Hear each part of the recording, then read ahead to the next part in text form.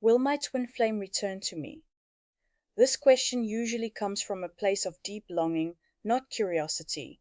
It rises when the silence stretches, when the connection feels unfinished, and when your mind is desperately trying to find certainty in something that feels anything but certain. And I want to meet you honestly here without false hope, fear based warnings, or spiritual bypassing. The truth is, the twin flame journey does not revolve around return.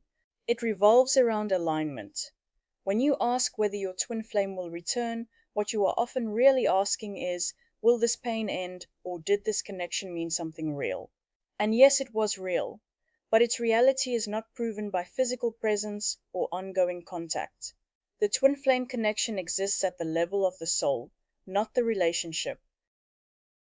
Your twin flame does not leave because you failed, weren't enough, or didn't do the work correctly. Separation happens because the soul is redirecting you inward.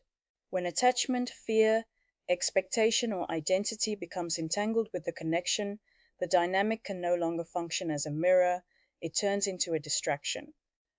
And the soul always corrects that. Here's the part the mind struggles with. You cannot make your twin flame return. You cannot manifest them through effort, healing checklists, affirmations, or waiting long enough. Any attempt to do so only reinforces separation because it places your wholeness outside of yourself. Return, if it happens, comes as a byproduct, not a goal. Union occurs when you are no longer orienting your life around whether they come back, when your nervous system is no longer regulated by their presence or absence, when your sense of self is no longer tethered to the story of us.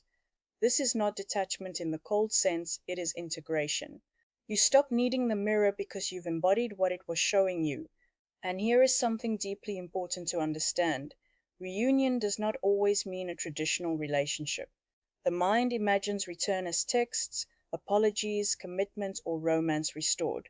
The soul is far less attached to form. Sometimes return is energetic alignment without physical partnership. Sometimes it is brief contact that closes a loop. Sometimes it is a quiet inner knowing that brings peace without any external confirmation.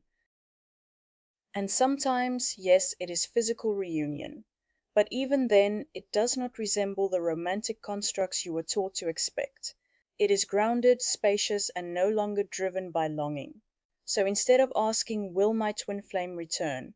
A more truthful question is, who am I becoming in the absence of needing them to?